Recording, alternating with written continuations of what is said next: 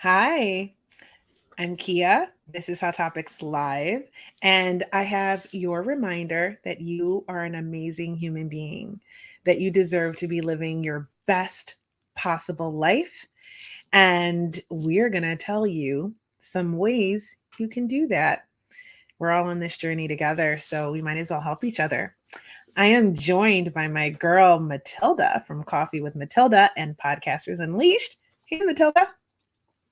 Hello, Kia and listeners. How are you? I'm really good, actually. How are you? Very good, fantastic. Joining you from LA, sunny LA. Mhm. Oh, you know how I love LA. It feels like I was just there. I was. I was just there, and I got the pleasure of meeting darling Sasha and Yes, you for a lovely dinner at the Little Door in West Hollywood, which is it a was very smashing lovely. place. Yeah, it was lovely. We had a good time. Yeah. And I get to hang out with Sasha, who I found out we have a lot in common with like the way Hmm. we think. And so that True. was really, really cool, actually. And it was very awesome to meet you. And Sasha really enjoyed it. Sasha Aw. really enjoyed the dinner, you, and he loves the place, the restaurant. So it was a lovely night for us. Aw, I'm so excited. Well, we'll have to do it again since I just found Yes. out you're going to be in LA a little longer. And I might come down. I surely will come down at some point before August, maybe June. We'll see. Very nice. We're looking forward to see you. Yeah, we try somewhere else really good. I'm thinking that Gucci has this place, and it looks pretty interesting and lovely. And I love when I go on trips to just spoil myself as much as possible because I feel like you need that. You need something to look forward to. You need to give to yourself and fill up your cup in different ways. And mine is traveling and spoiling myself while I travel. What's yours, Matilda? What do you do for yourself? When I'm traveling, Or what do you give yourself to look forward to and pour into yourself? Is it well, traveling? I love traveling. Also, I love finding nice places to eat. So that's how I don't lose weight. But for me, it's an important element to find a nice place for coffee, nice pastry, and dinner, nice dinners. Um, as Sasha loves champagne, so we love to go Me too. places to have champagne and nice dinner together. That's Oh. why when you find us, we're always in out and about eating and gaining weight. But no, we're on a diet now. Well, Still, a nice you champagne can doesn't hurt. enjoy. You just have to make sure you exercise a little bit more to do that. In fact, I put on a few pounds and and I started stepped up my workouts a little bit more because I don't intend to slow down in my indulgent behavior anytime soon. I don't think so. I had to just step up my workouts and like really go hard so that I can, you know, stay healthy but also enjoy life. It's a Very balance, right? nice. If I don't have money to buy new clothes, new shoes, and stuff, okay, I'm not gonna be happy, but it's not gonna bother me that much. But if Right. I don't have money to go to a restaurant, to a cafe, to have, it will really make me wake up and to do something about it. So I always have money for restaurants. Doesn't matter when I was a student, when I didn't have any money, I always had money for my coffee, my pastry, or to go to a nice lounge to have a dinner or a nice cocktail or champagne. I love it. So I it love all shows those things. priorities. It shows what are my priorities in life. Yes, I do like nice clothes and I love to shop, but it all goes together for me. Like I like all of that stuff so I can look nice at the restaurant. Out drinking champagne at. Mhm. I like beer, but I have gluten sensitive.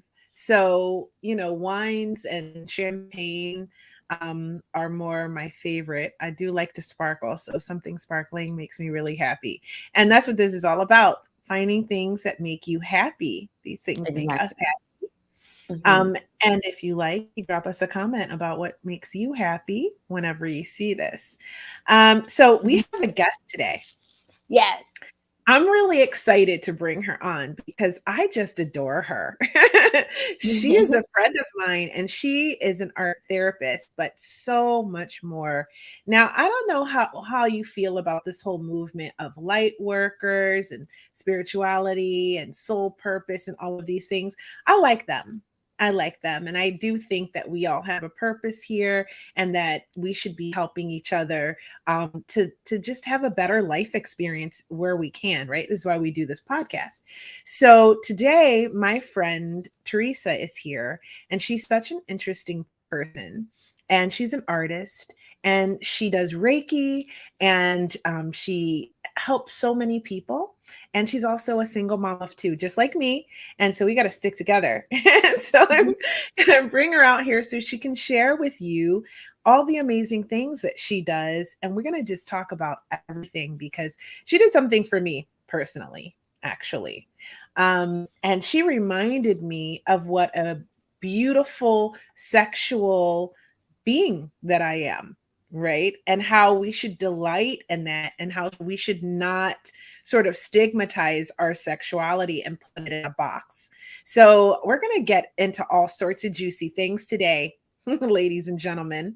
So get ready. Should I bring her on, Matilda? I feel like I'm wearing a lot today. I need to make it sexy. Let's bring her on. She's very sensual. Hi. Yeah. Thank you for having me. Thank you so much. Hello, beautiful. Welcome to Hot Topics Hi. Live. So tell me before we start, where are you and what time is it where you are? It's a global show. I am from Quincy, Illinois, and it is 3:54 right now. So And Central Time. Matilda, you're in LA. We know we're both on the West Coast. I'm just north of Portland, Oregon. It's 1:54 where we are. Mhm. And I ask this because it's a global show and we have guests from all over the world. But today we happen to all be in the United States. Yes. Mhm. Yeah. So I have a question for you, Teresa. I know Go that for it. you're an amazing artist. I've seen your art. I wonder, how did you get involved in art therapy? I'm actually an art or therapeutic art coach. I'm not an art therapist because that's a different type of schooling. So I just got certified within that. Mhm. I got into that when I I've always been involved with art ever since I fell in love with art when I was a child, and then 2018 decided to make a career move and really get into it full time. And it took going through some pretty big life changes to get me into the therapeutic aspect of art. Art's always been a therapeutic uh, go-to for me, whether it be sketching or painting or doodling even, it's always been there. But to get down a little bit deeper into ways that the healing aspect of it, it took some pretty big life changes. Wow, I definitely understand that because I started painting, I think it was 2010. And Mhm. I did obviously did art through school and all of that. But I actually really started to get paints out and canvases and all of that after a really traumatic event happened with my mom.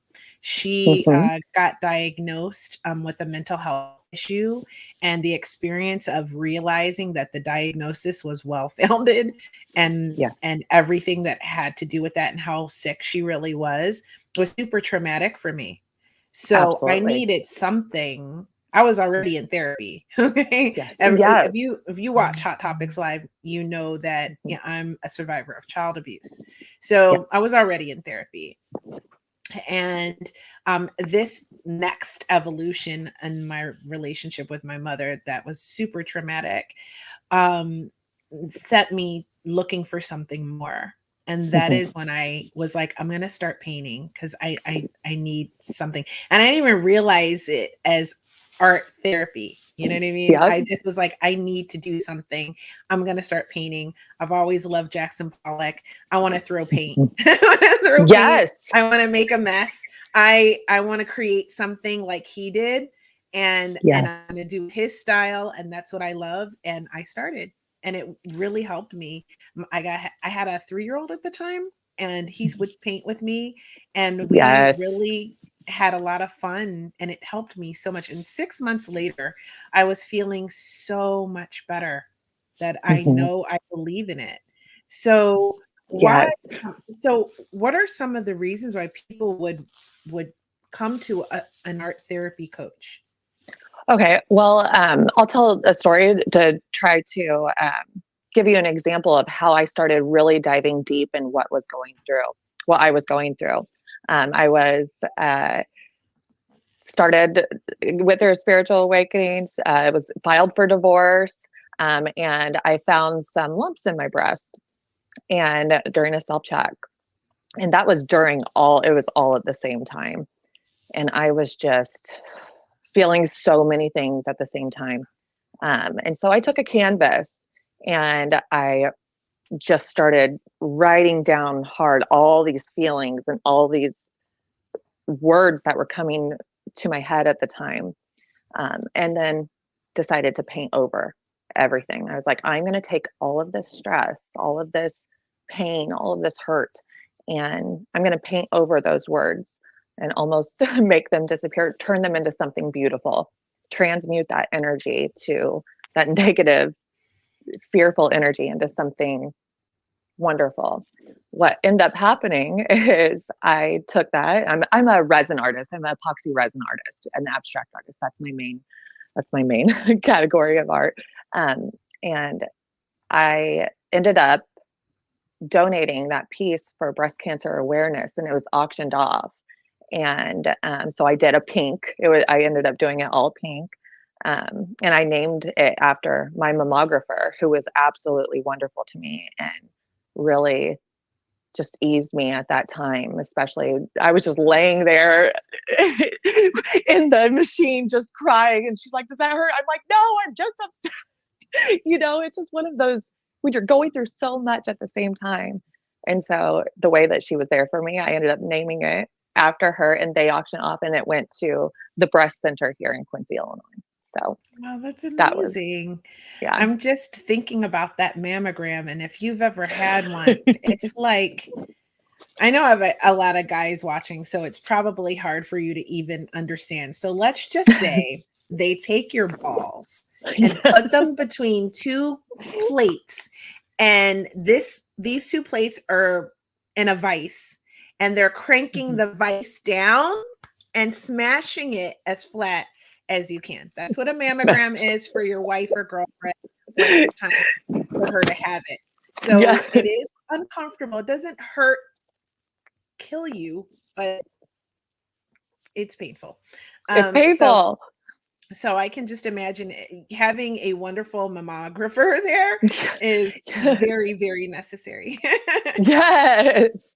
So it got me, and the divorce, just a lot of art journaling.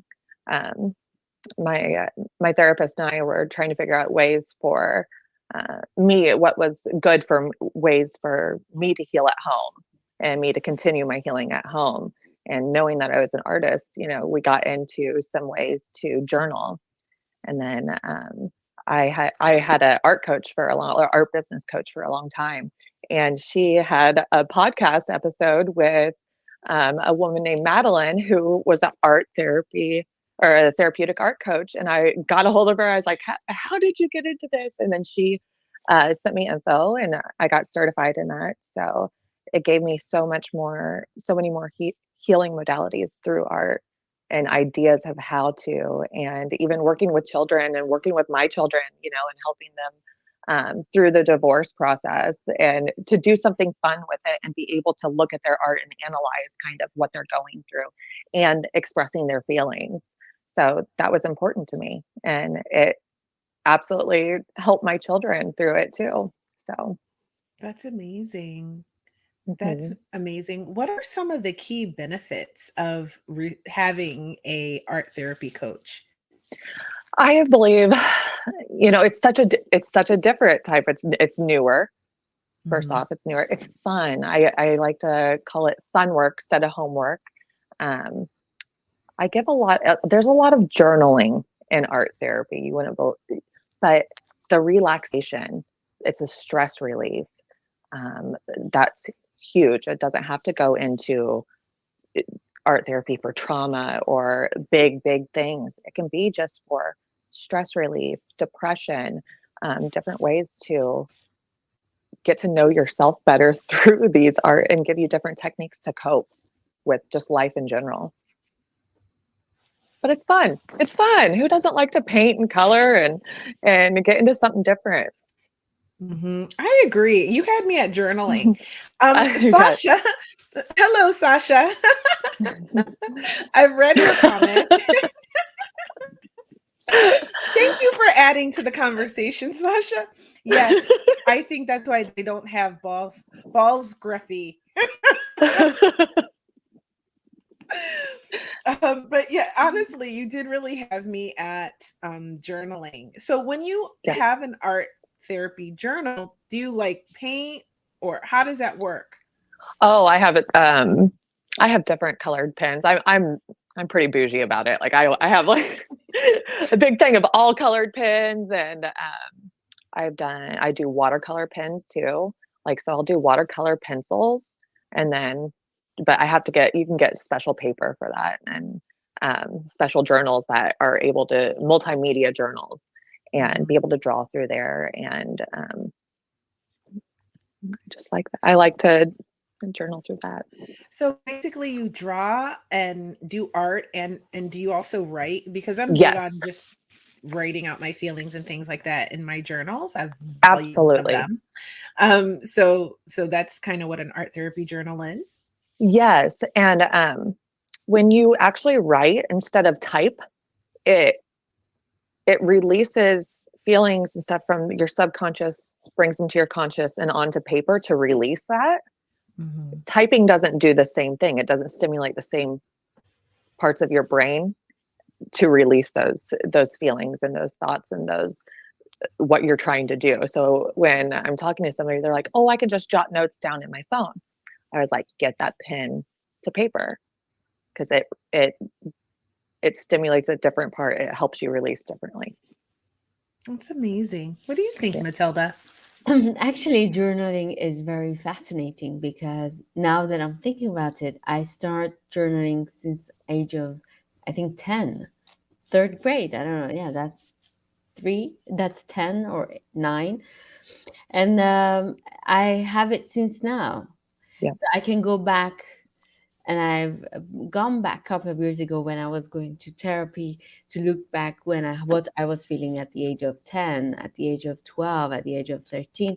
And it's interesting because sometimes you think that it's a big or huge problem, but when you write it down, you realize, I'm maybe emotional about it.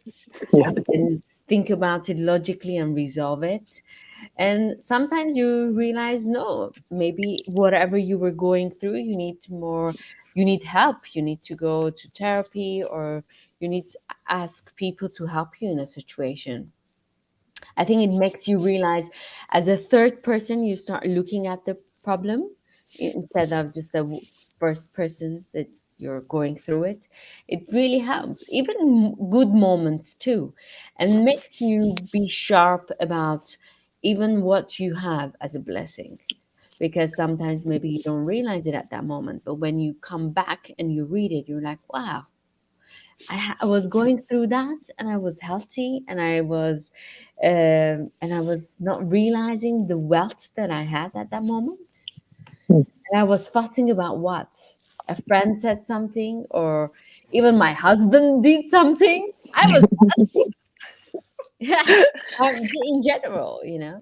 Mhm. Absolutely. I love being able to look back in my journal from when I started journaling, and it was probably the year before my divorce, but then really got heavy into it in my divorce and during that time. And You can recognize a lot of your own healing, recognize a lot of your own bullshit that you have been, that you don't want to, that you realize, oh man, I was really in a not good place, or my mindset was terrible back then, or hey, look how far I've come. That is probably one of the biggest things, especially learning and getting into spirituality and Reiki. Realize how far you've come. So being able to look back and be like, even me from January, I looked back at my journal and my art, and I was going through some of the darkest, shittiest parts. Just a season. It was a long winter, but looking back at the journaling, and how far I've come now in just that short amount of time, it gives you something to be proud of yourself about and love yourself, and be like, I did that. I got through that. Look at that. It's really beautiful if you think about it. But having it right in front of your face and seeing those words and seeing how far you've come, it's beautiful. And I think one of the things that add up, I can add it up. What you're saying is it really help you to connect with who you are, who you really are, and I think it's a very good point of self-love. Yes, So I love journaling because absolutely, it's part of my self-love. It's part of yes. who I am. I love hearing that. I love that. And I want to talk about spirituality, which is perfect because Sasha, our darling Sasha, has a question for you. You are interested in spirituality. Which kind? Theosophy. I've actually never heard of Theosophy. Oh, well, let's talk about what you're into, honey. Okay. Well, I would like to, I'm more of, now the word just, I don't know why it just slipped my head. Okay. So I follow a lot of different things. I feel like us as a collective, we're all one. That's big for me. Of course, I've just learning it different. I wouldn't say, I was born and raised very religious and in the church, and I believe in God and Jesus, but it's one of those things when you go through an awakening, you come to realize there's a lot of truth in multiple things. So it's an exploring part of that. But of course, Reiki is, I accept all, I feel that. Yeah, I think there is a big movement of humanity right now that is moving away from traditional religion. Obviously, there are a lot of people who still hold to those truths because it's true for them. Yes. But a lot of people are navigating towards understanding more about all religions, and maybe even stepping out of the religion box and just saying, you know what? I believe in being kind to people, being good to people. I believe in, healing my pain and suffering that I've experienced in my life, and being the best that I can be and helping others to do the same. I think there's a big movement towards finding inner peace and self-love and doing all of these things. That's kind of what spirituality is for me. Not necessarily looking at it from a theological standpoint, but more so feeling what feels right to me. And so my religious history is super complicated. I mean, I was born into a Muslim religion. My parents split up. Then I was Catholic. Then I decided not to confirm because I had questions about why I could not just talk to God myself, and no one wanted to answer them. So at 9, I did not confirm, and I left the Catholic faith. Then I became very, very religious, as in Christian, like non-denominational Christian. I also really love the Lutheran Church. And my last bit of religion that I was interested in was Baha'i. And I love that religion. And I will tell you something, if I was going to be religious, it would be Baha'i. And if you don't know that religion, you should actually look into it because it's actually quite beautiful. There's plenty of Baha'i temples all around the world, and they have gorgeous architecture. So if at minimum, you should see that. But I quite liked their idea of marriage, which was very simple. Now, I've been married twice. If you're a regular listener or viewer of this podcast, live stream, then you know that I've been married twice. And I feel that marriage is an agreement between two people. You do not need a piece of paper for that.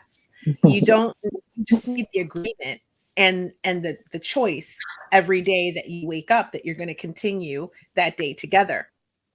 Right? It's an agreement that you make every day, basically. And I actually quite like a pagan ritual where on your anniversary you actually remarry each other. Like you recommit yourself every year. You check in. Do we still want to be together?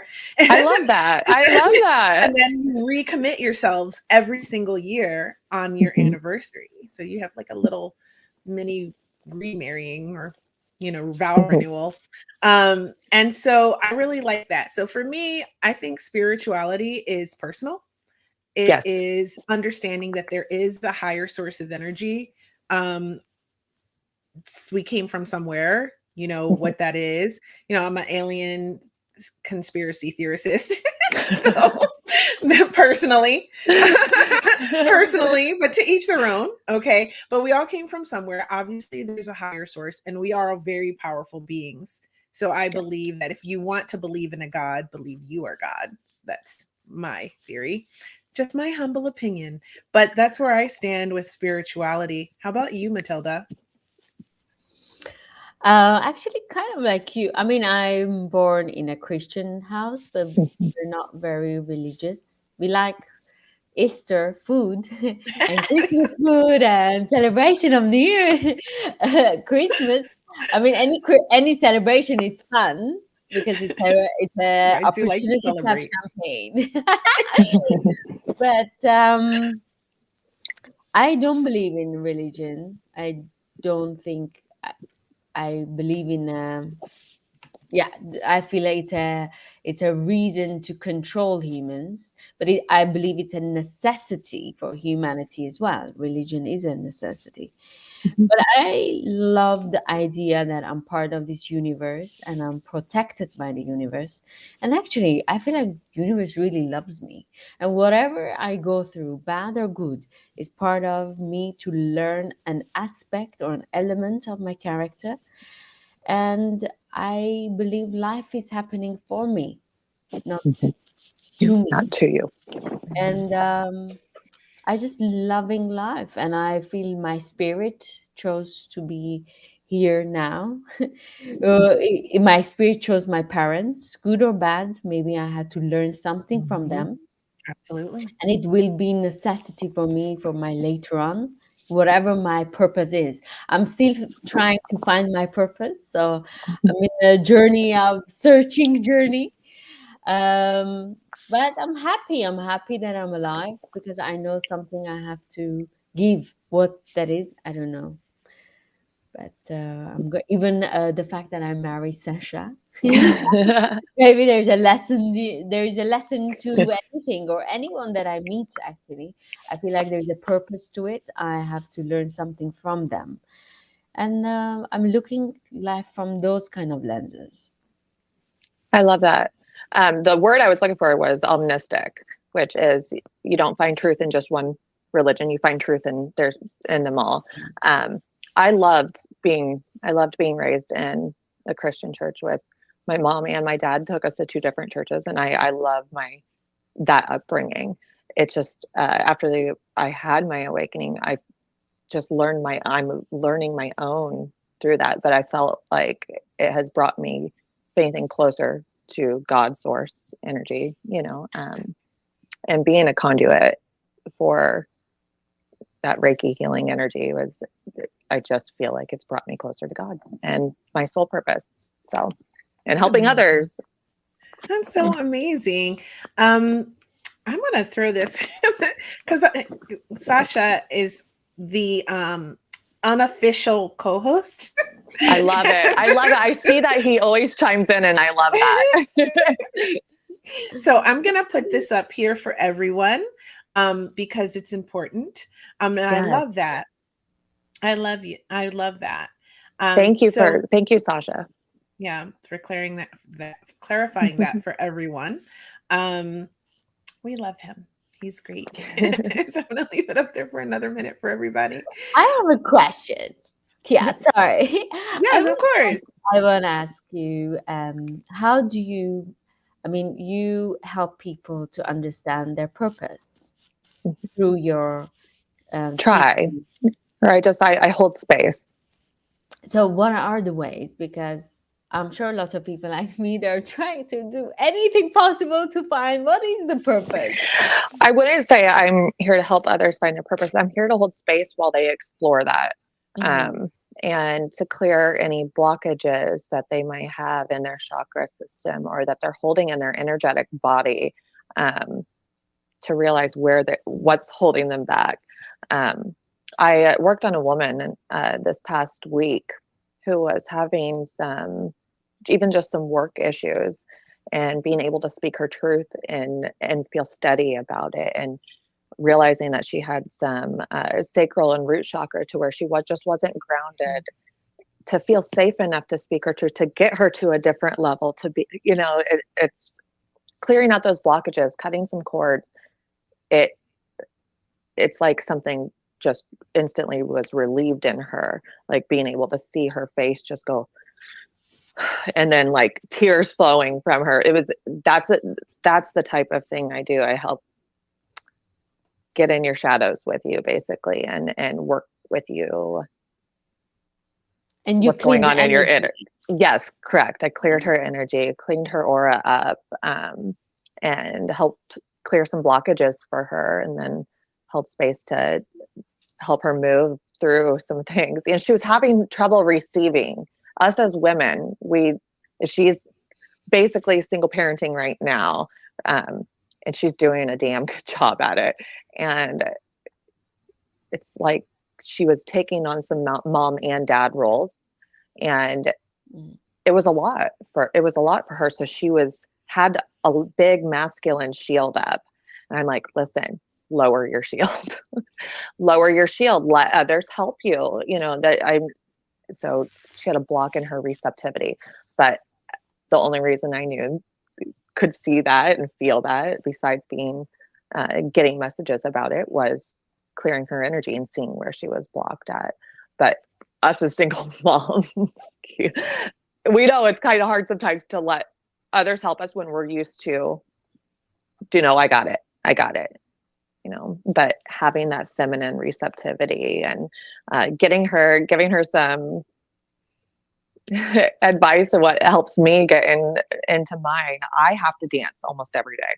That's something that really brings me into my feminine. That really, sitting down while I'm meditating and doing hip rolls, and it really helps that receiving. It helps that energy go down and back up, and brings me into that receiving. Hey, I am a grounded feminine. I can ask for things, or ask for help, or move through that. So Ooh, that's good.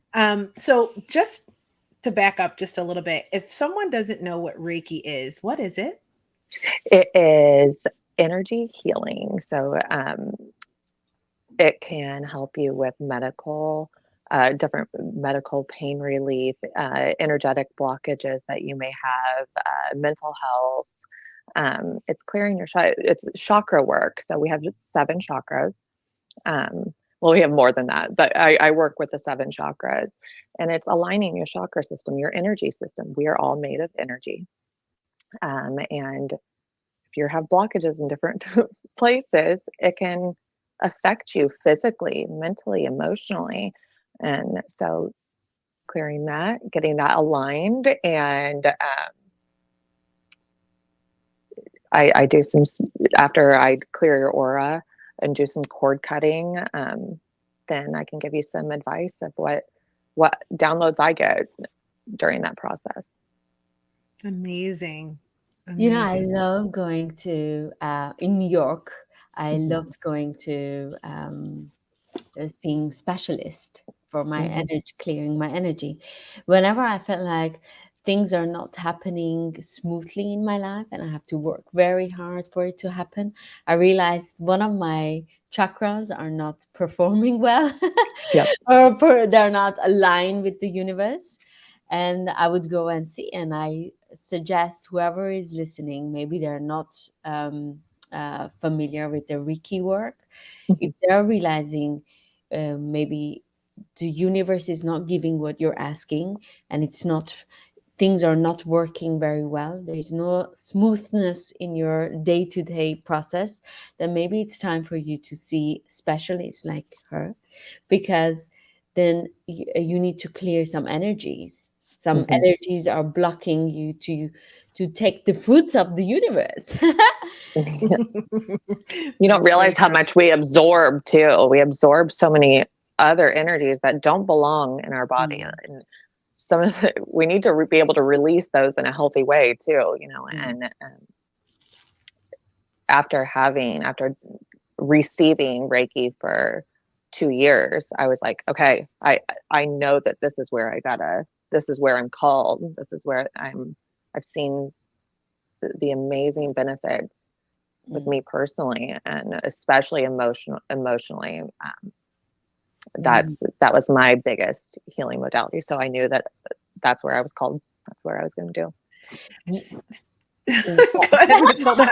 I'm gonna ask a zillion questions. I have Teresa, do you have online, like, can you connect with someone online or you need to see them Ah, that personally? was my question. Yeah. Yes, no, I actually I've done most of since receiving my degree to attunement to practitioner level. I have seen most distance Reiki. So time and space, it doesn't matter distance, because energy is energy. I can tap in wherever, which is fantastic. And especially, that was big with COVID too. Like, people are like, we want to get healing.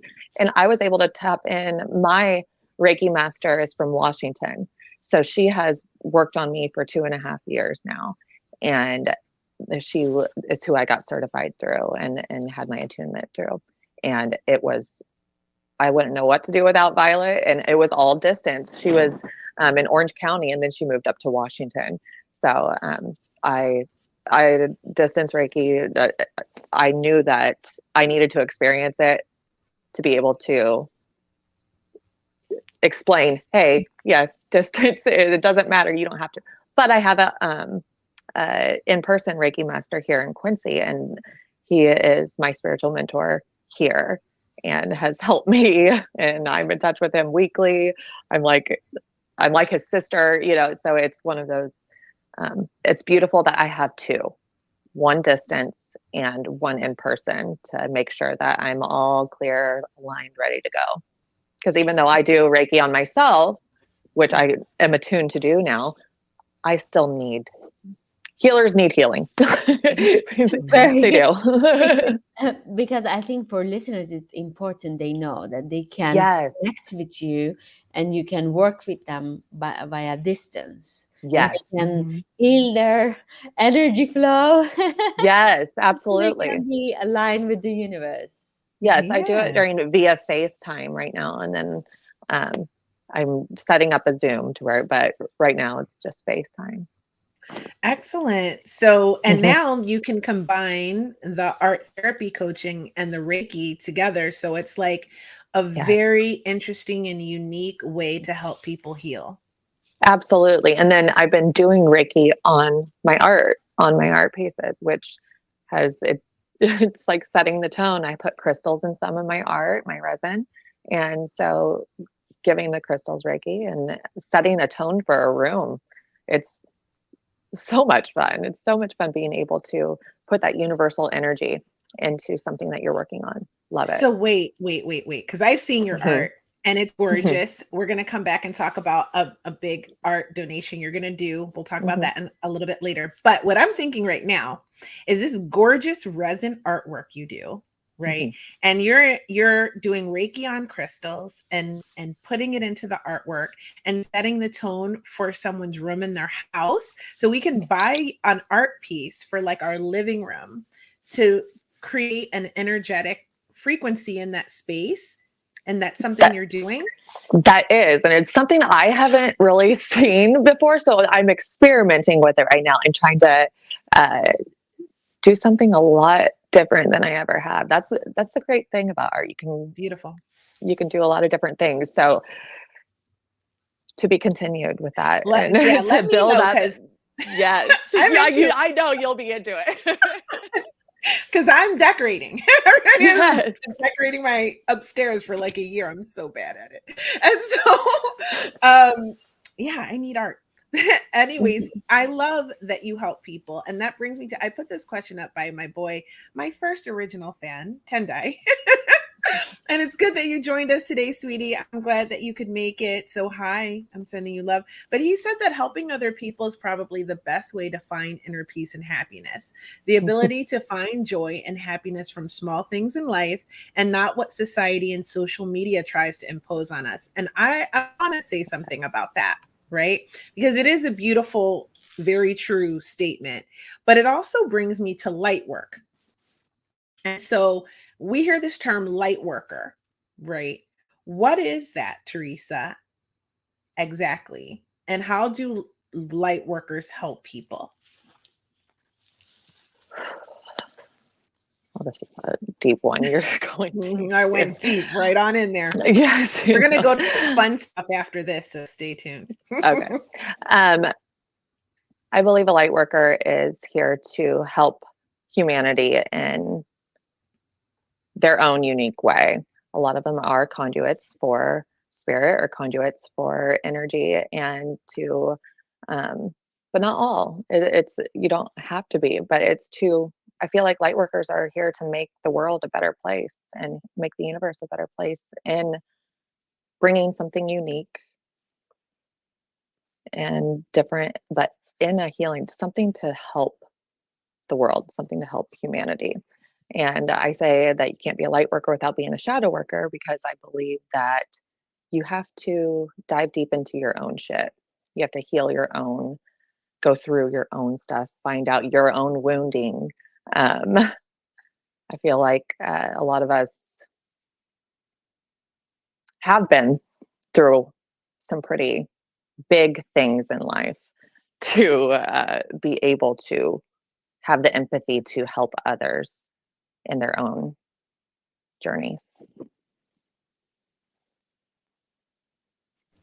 I have another question.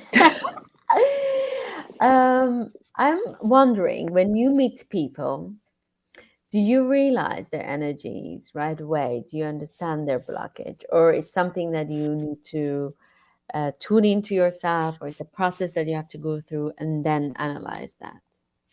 I can tell when somebody's energy is off or if I don't want to be around it. I do not dive deep into where their blockages are.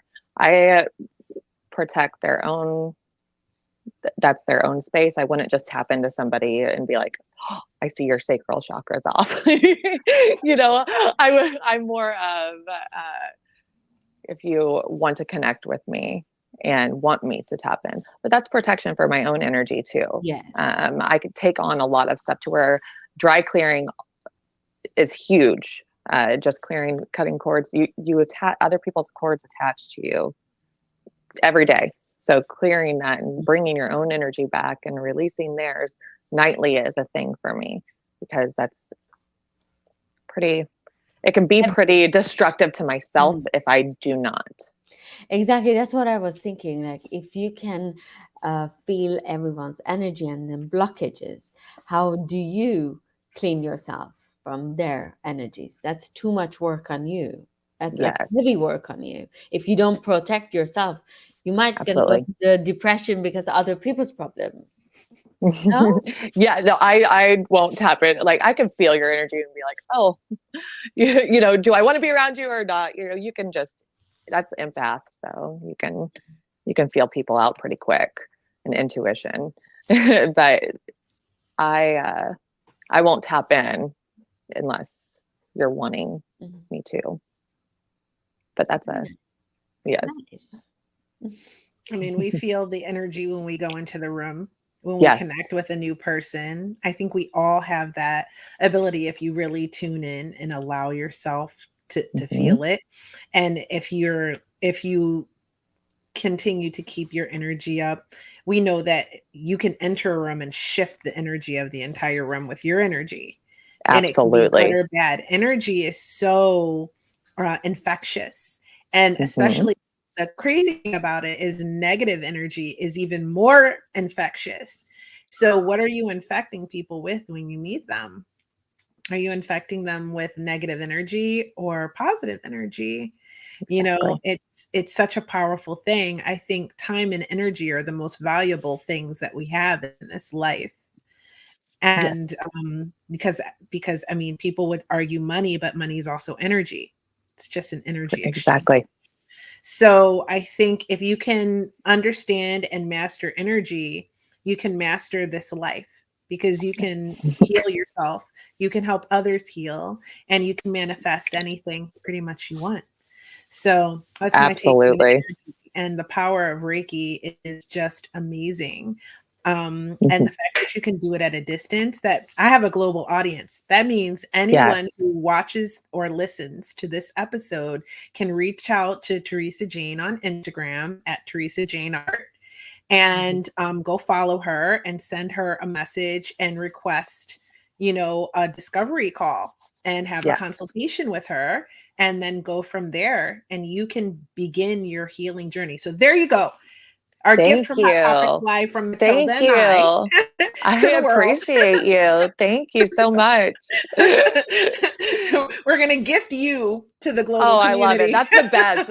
That's an energy exchange right there. That's an energy exchange. So I appreciate it. if you want to do art therapy, if you want to do Reiki, if you want a piece of art with crystals in it, with that with it charged up with good energy for your home, there you go. Go follow Teresa Jane on Instagram. So Teresa, I want to talk about something a little bit juicier. Okay. I'm in it. I know you are. Because I mean, I started out the show and I said that you really helped me. Everyone who's been listening, you guys know that I haven't been dating for a really long time. I went through my divorce. I stayed single. And if you've been watching from the beginning, like Tendai, you know that I've been saying, I'm not ready to date. I'm not ready to date. Okay, I think I'm going to start dating soon. Okay, I think I might start. Okay, started. And so that being said, before you're re-emerging into the dating world as a newly single woman, whether it's been a long-term relationship, a marriage, or man, because it happens to you too, right? You have to get your energy right to get back out there, number one. So clearing your chakras and aligning them might be helpful.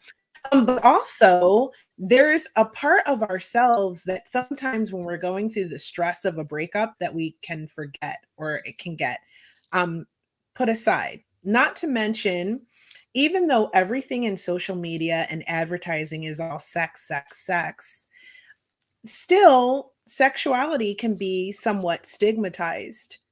I mean, I did an episode on Tantra the first year of this podcast, and Facebook put me in Facebook jail. Well, I think that had a little bit more to do with Brian Rose, but that was the reason that the episode was called Erotic Wisdom and Tantric Sex, right? And that was in the title of the episode, and we got a ban. Okay. So I mean, that's a key word, obviously. Yes. And so that just shows the stigma of it when you're trying to talk about healing and healthy and spiritual sexual connection and you get shadow banned. It's not even porn. Actually, they said it was porn. It wasn't porn. Okay. So, let's talk about how you helped me really quickly. It's easy to get caught up in life and forget this part of yourself that needs to be expressed, this sensual, sexual, God or goddess part of yourself. And through conversations with Teresa, she helped me to identify that that was the missing piece of my evolution and my healing journey. Right. And so I love her for that, because that's the fun stuff. So, That's the fun stuff. Don't deny that aspect of you.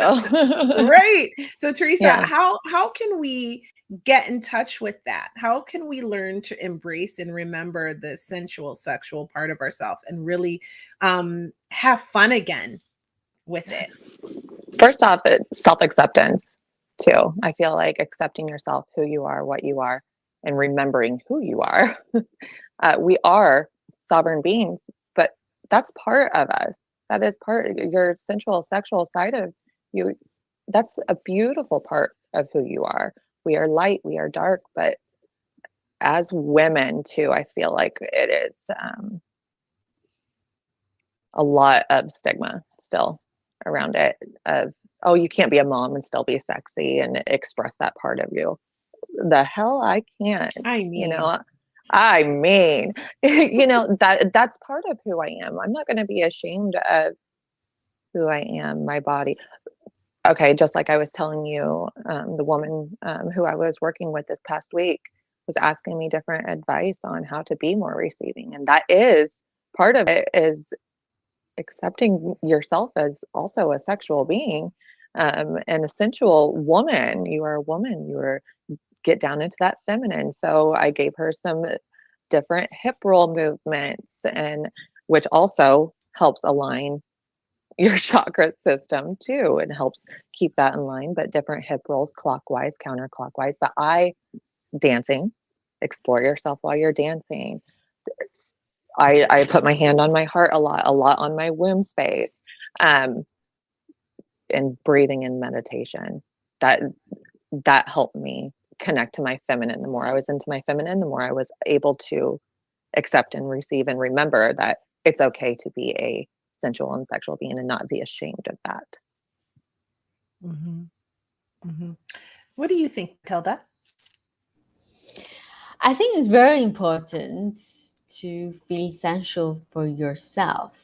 Yes. Um, uh, I think one of the first things that I tell people about self-love is to feel sensual about themselves, to touch themselves, to feel like, Yeah. whoa, I'm lovely. I'm enjoying, I don't know, just hugging myself, touching myself. I always say buy Mm-hmm. a very expensive cream and put the cream on you, because it's not visible for other people, but it's visible for you.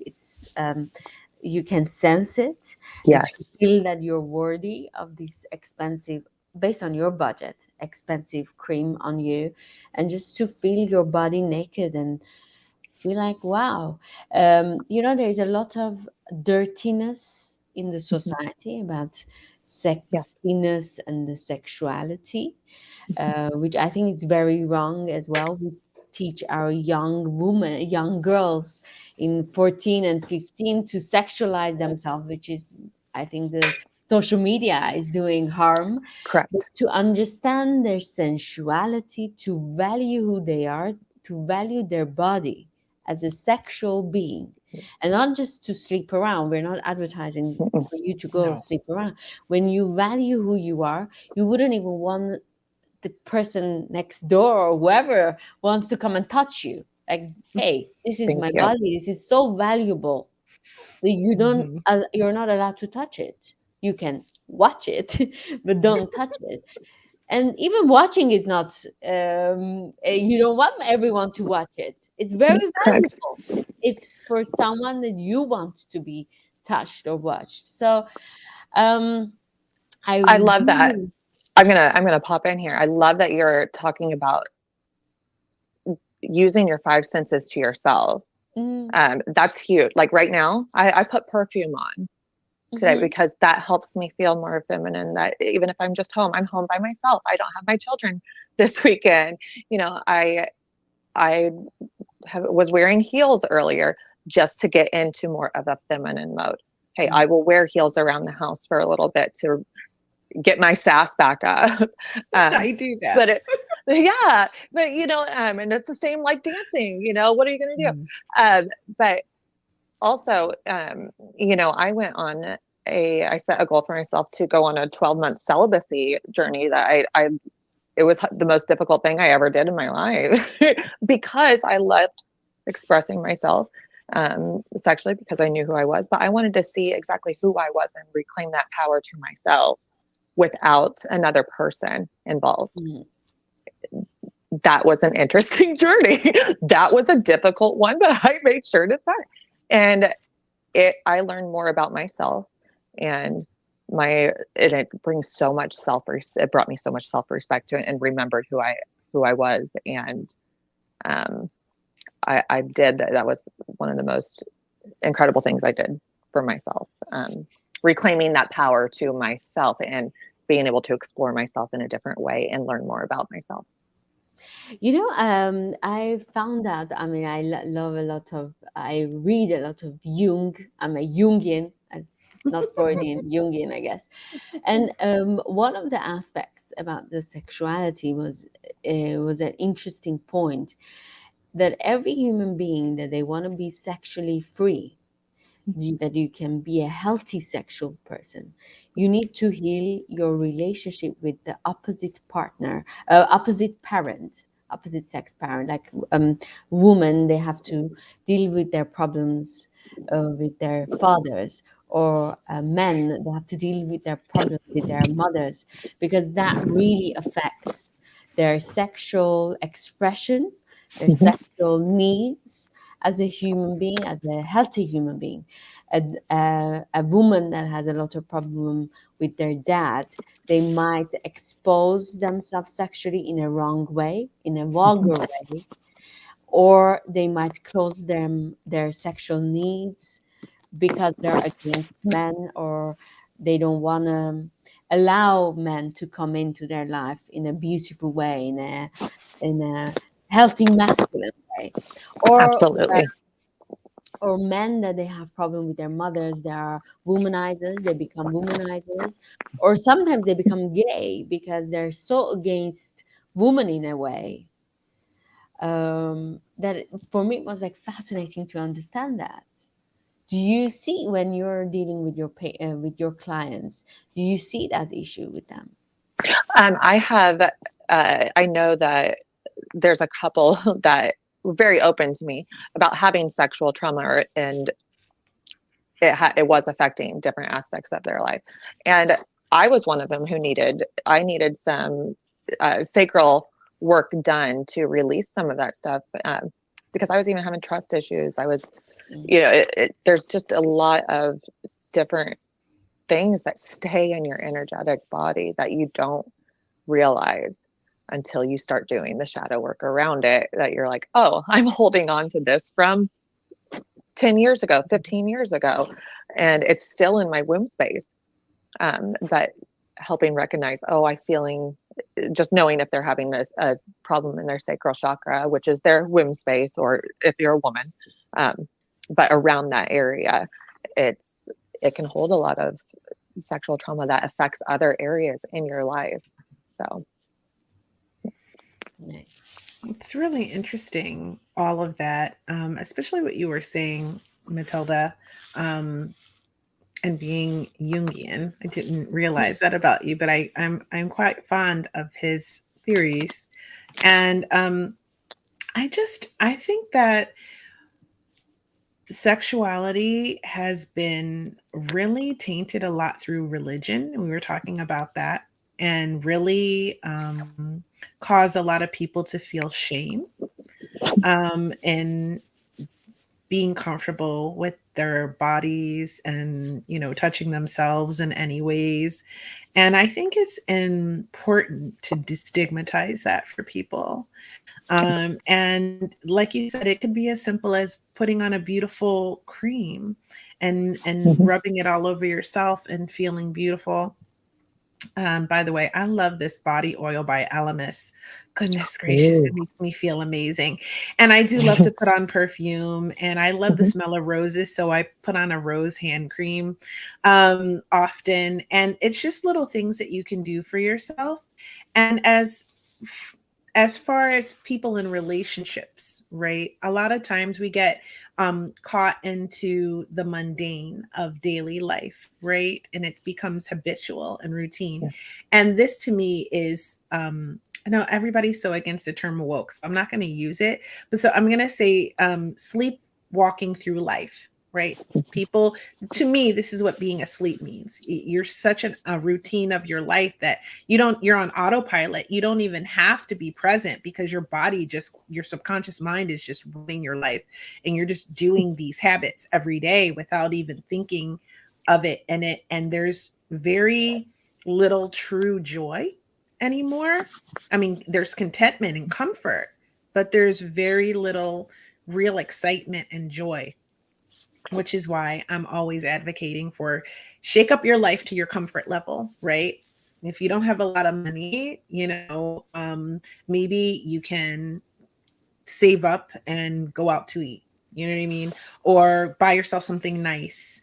Lord knows I did that. Started from the bottom, now we're here, right? So we have to like do what we had to do at different phases of our life to continue to bring joy in and little ways. At the beginning of the episode, Matilda and I were talking about traveling and eating at restaurants and um, eating at restaurants. I'm seeing the comments come in, and sometimes they distract me.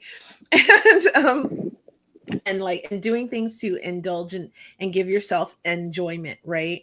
And I think this is part of sensual, joyful acts that we can do for ourselves, right?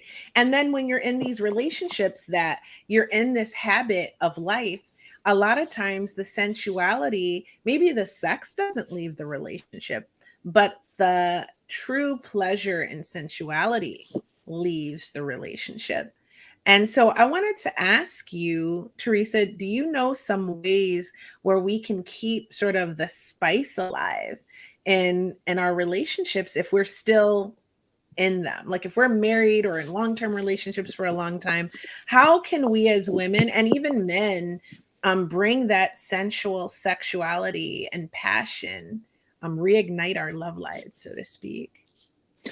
I I believe everything comes back to self first. Yes, I love the aspect with your partner, but if you are not feeling that within yourself and get in where you're comfortable exploring different aspects of that relationship, whether it be uh, different toys, adding different sexy outfit, but feel good in it, the confidence in that, and being open to talking about it with your partner, I feel like is huge, huge, and that trust within that partnership. But add some, like, give yourself a goal, add something new every month. That's I've done that with somebody, and just we added something new each month. Let's try this. Let's try this. I think that's fun. Just have fun, because if you're not having fun and you're not feeling yourself, every inch of you and your partner, what's the point? Come on, like it's supposed to. That's the fun, beautiful aspect of a relationship, and I believe it is so important, so important. Especially if if you're one of your love languages is physical touch. I mean, explore that, but explore it yourself too. And I believe that post divorce, that was such a huge thing for me, exploring me without having a partner, and it brought me so much more self-love, self-pleasure, and knowing my body and myself better. You know what they say? Sorry, Matilda, I just want to add this because it goes on with that. You know what they say is that if you explore yourself, especially as a woman, uh, alone, it heightens your sexuality and your urge for sexual intimacy, we'll say. So it's actually, let's remove the stigma of that, Yeah. and be comfortable with, making yourself feel good and having fun by yourself, because it will enhance your Yes. relationship with your partner. Right? Absolutely. What were you going to say, Absolutely. Matilda? Yeah, actually, I was gonna say too, like masturbation is Mhm. very important. Lots of women, for men, I think it's very comfortable topic to talk about, Mm-hmm. and Yes. I think they indulge it often, and for Mm-hmm. them it's a normal process. But Mm-hmm. for women, it's not. It's something taboo. I Mm-hmm. cannot tell how many friends, female friends, I met, and for them, masturbation. When I tell, oh, I like to masturbate myself, I mean, I make my sexual pleasure the most. If I don't know how I make myself be pleased, who else can do that for me?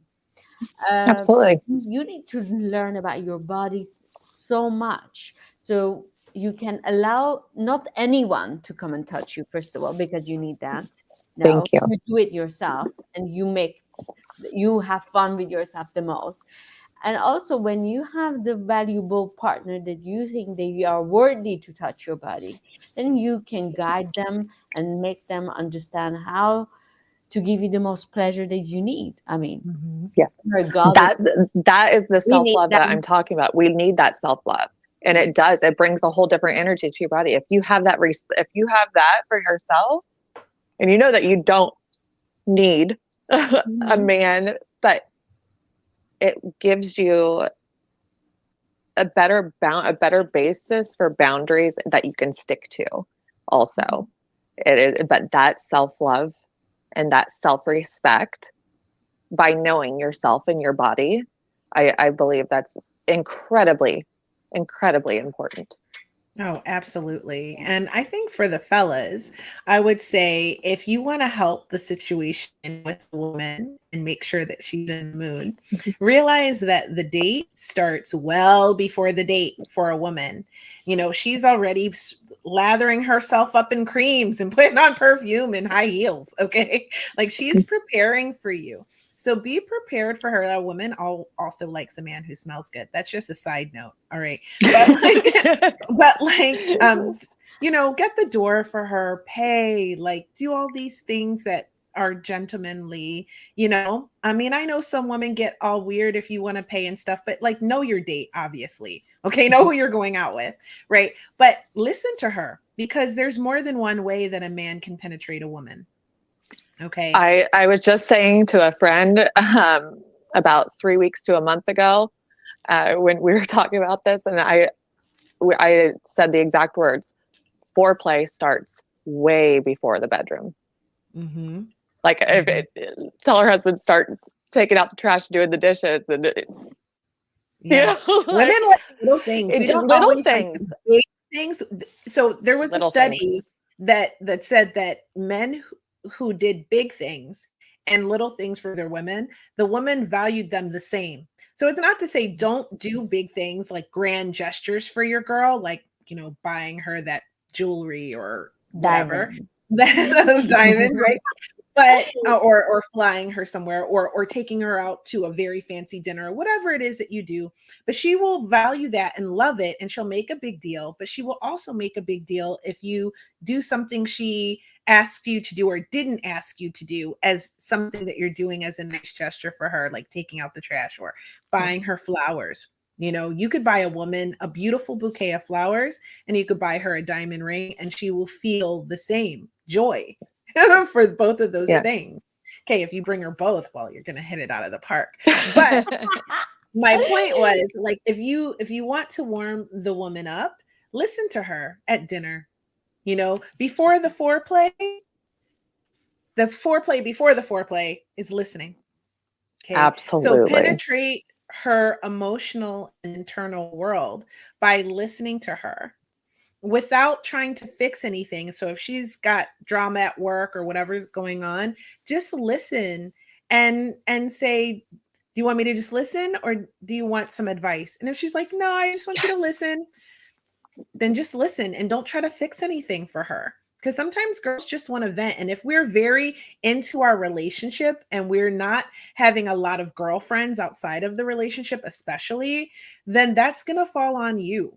And we don't always want you to fix the problem. We just want to get it off of our chest.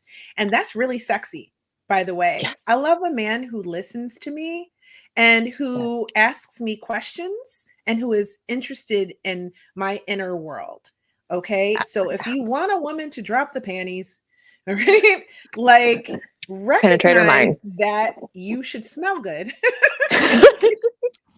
I'm kidding. I'm kidding. I'm not Number one, though. smell good. I'm Okay. not though. But seriously, you should listen to her and penetrate her inner world and also do little things for her and make the evening special in that way. You know what I mean? It's those nice little touches that make a woman open up like a beautiful flower for you, and then she'll continue to open more and more and more, and not she won't just open her heart, she'll open her legs. Okay, so that's Kia's advice to help you out, gentlemen. I know there's a lot of guys who listen and watch this program, so Mhm. that's my help for you and for women as well. So because now we have more women watching as also, which I love. So um, thank you for that, Teresa. Yes. I think it's such an important topic. It goes hand in hand with being receptive. And because women need to also be able to receive those things that I advise men to do, like little gifts, and be appreciative. Because what man wants to continue to do things for a woman who never appreciates anything he does Yes. for her? Yes. So at least acknowledge when he's doing good things, and tell him how much you appreciate it and thank him for it. You know what I mean? And because sometimes you just have to think of a guy that you're with like a little boy with a crush. And they are sensitive and they have emotions too. And they're constantly being told to shove those emotions down and not acknowledge them in order to Mhm. be a man, which we all know is not true because real men acknowledge and feel their emotions. They should be anyway, and they should be not stigmatized Yes. about it. And so, um, I think that that's really important as women, that we also recognize the power that we have in a man's world and in their life, and to appreciate and respect them and give them the love that also they are looking for. Now, not every there's the players and there's the player girls and the Mhm. player guys. So use your discernment, obviously. Mhm. But we're talking about if you have a nice person in your life and you're thinking of a future with them or you've been with them for a long time, these things can help you to have a better experience, which is what Hot Topics Live is all about. What do you think, Matilda?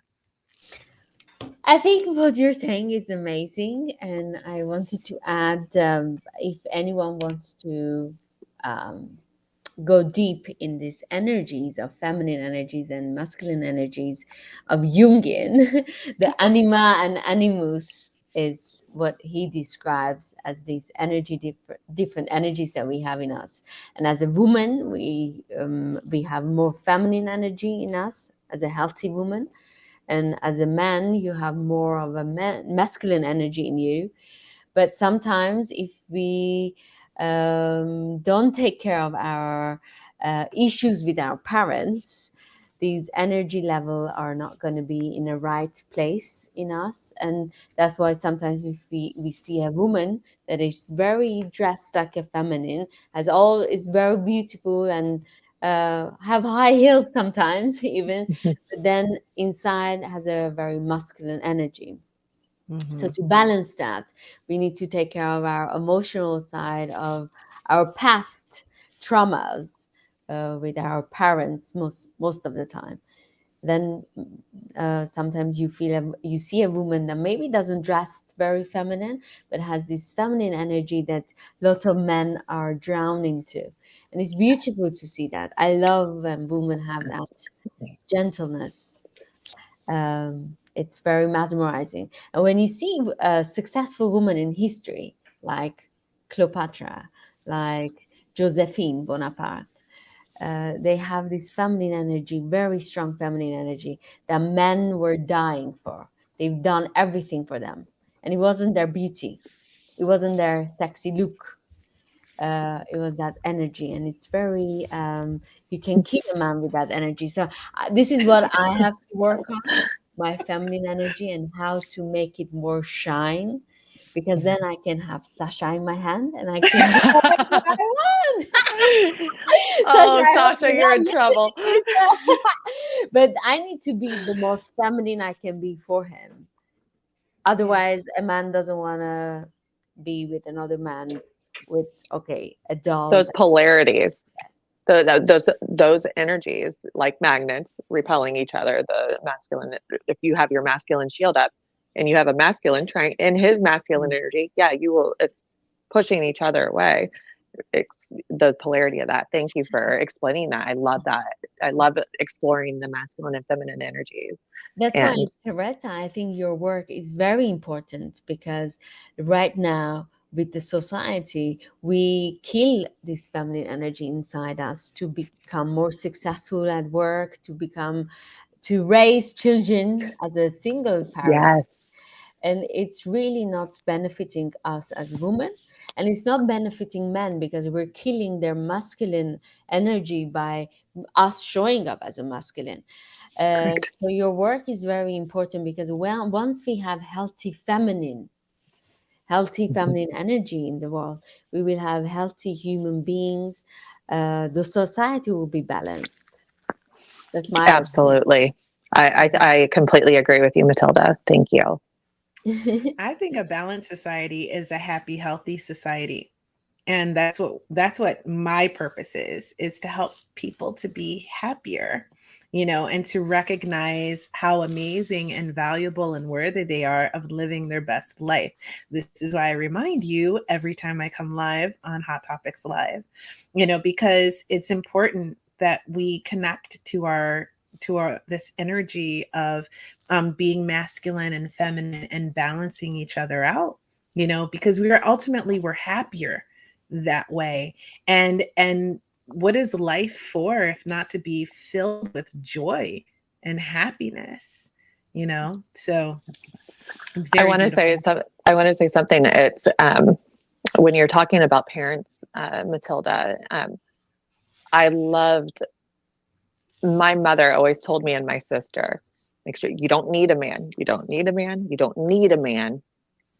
But she always was so very feminine and beautiful, and it's still so receptive with my stepdad. And my stepdad's such a manly man, And it she was still that feminine in that receptive mode, but she had the confidence of that strong woman, that strong personality, that strong energy, that it's okay to want a man, but you don't need him.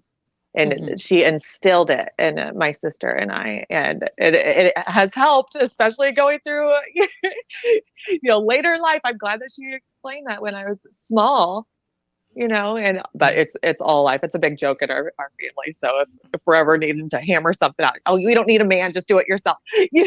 But she was always still so feminine and wore beautiful makeup, beautiful redhead, strong woman. So having those strong women in your life, but that were still very feminine. Mhm. I was lucky. I Because think I think sorry, Kath, no, no, no, go, you go first. because I think the strength of a woman is in her femininity, because Oh that's what yes. a man cannot have, and that's what they are craving. Your Mhm. feminine energy. It's not your sorry for my words, boobs, or your other private body parts. Is that energy that gravitates towards you. And when you have everything out but you don't have that energy, it's a turn off. It's a one night stand. I'm not saying one night stands Yes. are bad, but it depends on what you stand or what kind of energy you want to have in your life. But Put for out me, there. it's wrong. It's Mhm. wrong. And I don't like one night stand. But maybe it's good for some people. I don't know. But it's not about those elements to be out. It's about your femininity to come out, and you kill any man. I mean, a lot of women killed a lot of men with that It's energy. true. It's true. But I won't.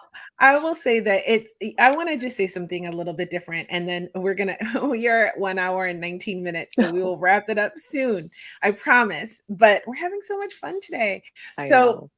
I wanted to say this. My mom always also raised me that you don't need a man, don't rely on a man, all of these things.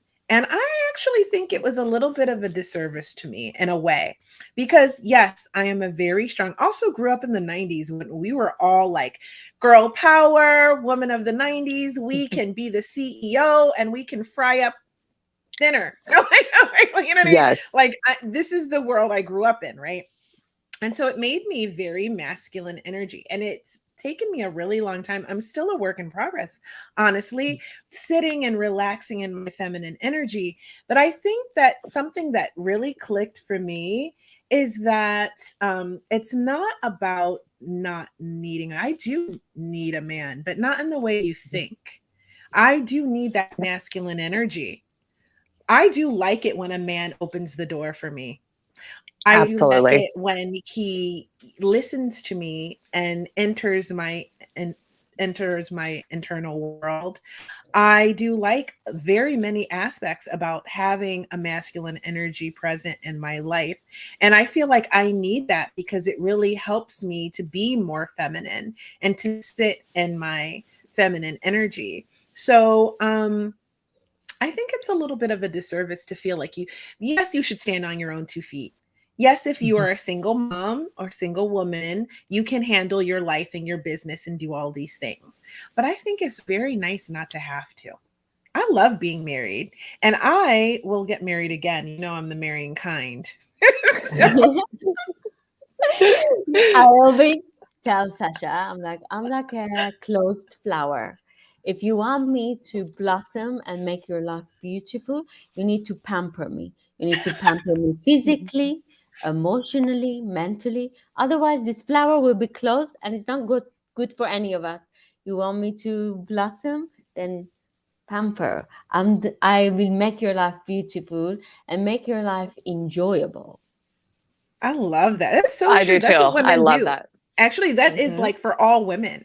That is Mm. like the logic. Okay, we should just all go and tell the men in our lives, pamper me.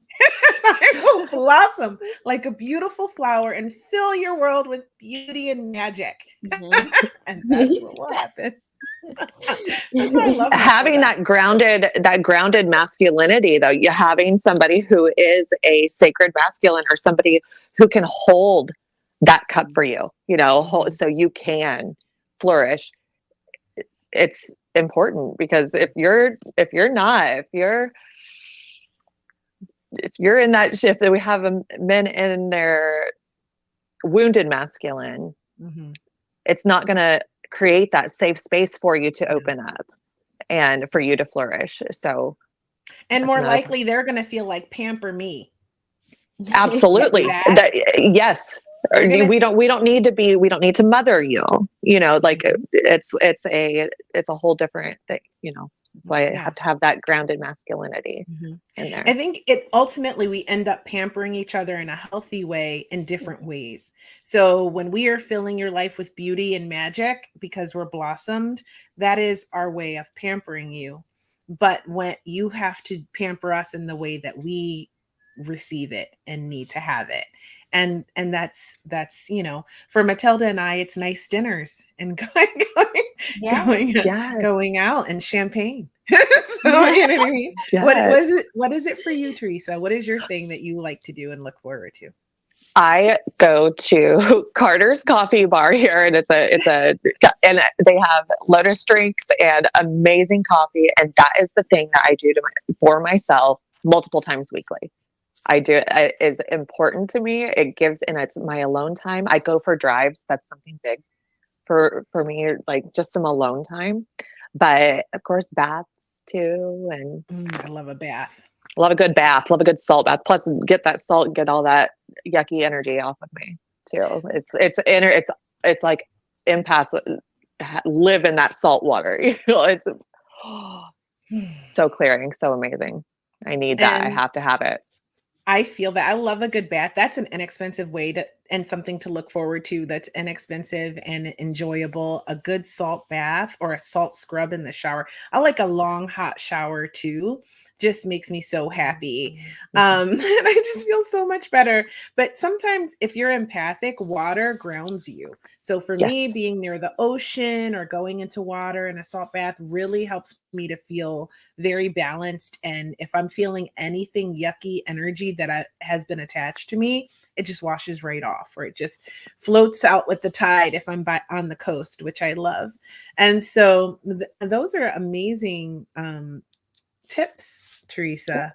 That Very amazing. salt is big. Even like you said, the scrubs, and Mhm. that clears your energy too. Put intention. Everything is intention. Everything we do, it intention is the majority or the main thing to acknowledge.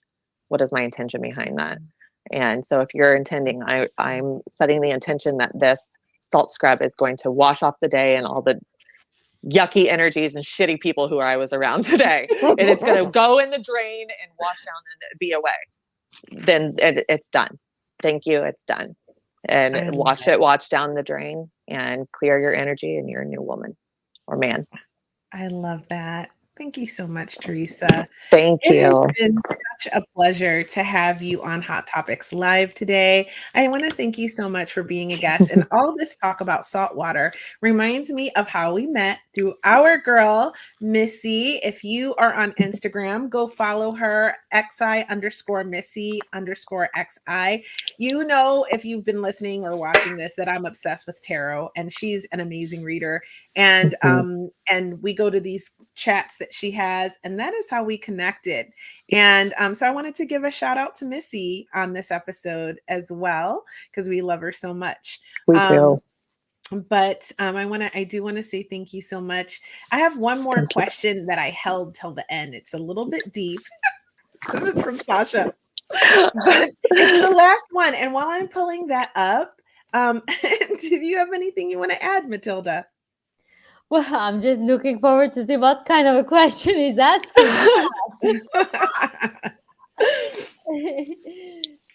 So let's see here what we have. Oh, George.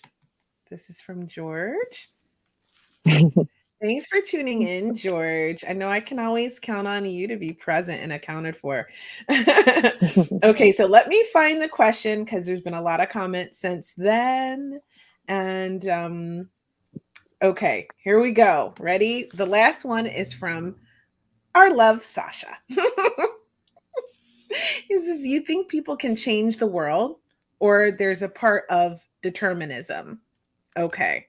So I'm going to start, and then you guys, I do think so. I don't think it's determinism, Sasha. I do think people make an impact. And that's just, I think you made an impact on me when I met you in LA and had a glorious dinner with you in a perfect environment. And when I found out that our book was the favorite book, the same, that impacted me in a way, because you know what, it made me feel smarter. Because you're so smart.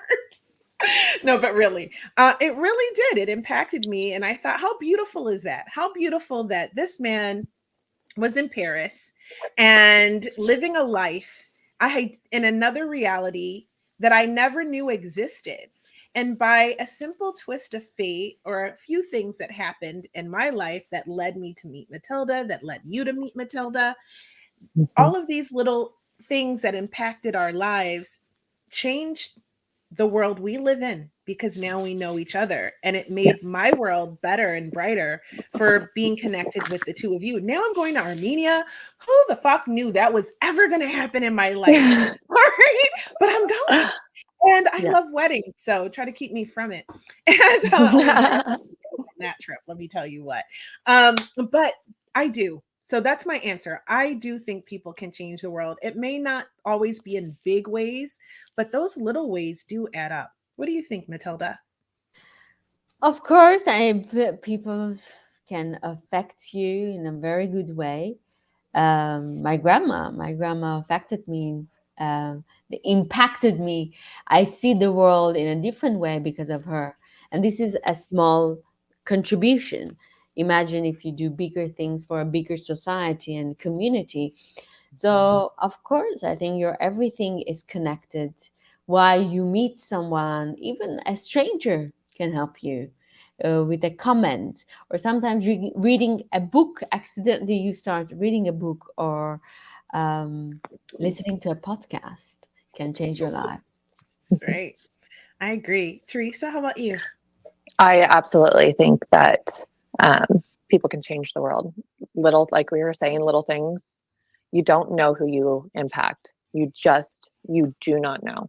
You have no idea. It could be holding a door open. It could be smiling at a stranger whose parent just died and you had no idea, to where they were like, it could be somebody wanting to take their life, and just a single message that you just think, oh, I'm going to text this person. Absolutely. I absolutely believe that a single person can make a difference in this world. And we all make ripples and waves, almost like a butterfly effect, and almost like that ripple effect. You affect one person and it affects another, it affects another, it affects another. So yeah, you give somebody a different perspective on life, or if you give somebody education that resonates with them, that now they switch careers. Like it's something small that you could say to somebody. Just say. It doesn't even have to be doing. Saying something to somebody, or giving them a small piece of advice, of life advice, that helped you and helped you get through a hard time, a dark time. If you give that to somebody else, what if you saved a life? That affects, the little things affects. They add up. They add up. I believe in ripples and waves. I absolutely believe that we can change the world. And look, on a bigger level, look at Elon Musk. He just bought Twitter. That's going to change the world. Right? Yeah. Whether it's good or bad, that's going to change the world as we know it. So Yes. if you're on Twitter, or give a shit. But my point is, yes. So I think we answered that question. And with that, it's going to be a wrap. I am going to put you in the green room, Teresa. If you have time Thank for a you. proper goodbye, we'll wrap the show and then we will come and say our goodbyes. If not, I totally understand. Thank you for sharing an hour and a half of your life with us and sharing all your wisdom and knowledge. I have loved this time with you. Thank you. I appreciate both of you so much. I had so much fun. See you soon, sweetie. Okay, bye. Well, what do you think, Matilda? I think we need more of Teresa in the world. Us women, we need more Teresa to have it in our circles, because to be a woman nowadays is very difficult. Actually, to be a man nowadays is very difficult, because we make their jobs more difficult now. So it's important to have healthy feminines in the world. We need healthy and feminine energy in the world. All these wars, all these dirtiness and ugliness, it's not helping any humans right now. So yeah, we need her. We need her work. We need more women to be open about her work and to know about her type of work, because our sensuality is important. Our way of looking at life is important. Training men how to treat us is important. So all of that. And learning how to treat men so that they Mhm. can flourish too, right? It's They so can important be that the we all king of our life, work and they together. can do great things in our life as well. So yeah, it's all hand in hand. And I strongly believe without healthy feminine, we cannot have healthy masculine. And all this maybe feminism, which I think was very important move, but maybe we need feminism 02 or 04. I don't know, we need a different type. Yeah. It might help us better. So let him open the door. Let him take you to nice places, to nice dinners. You deserve it, and let Mhm. him pamper you. Mhm. It's his job to pamper. I love that advice. That was the best advice I heard in a while. So with that, we're gonna wrap it up. Matilda, I cannot add anything to that because I think you nailed it. I'm raising sons. we as the feminine have all the power. Mm. We raise them, Mm-hmm. we date them, we bear their children. We have to, recognize how to raise healthy men and how to treat good men, and hope for healing for the ones that are still in their wounded masculine energy, and hope that they decide that they want to heal that. We're all on a journey. We're all trying to heal. So you're amazing. Thank you for listening. Thank you for watching. I love you guys. I will be back next week with another great guest, and I'll see you then. Same time, same day. Love you. Bye. Bye.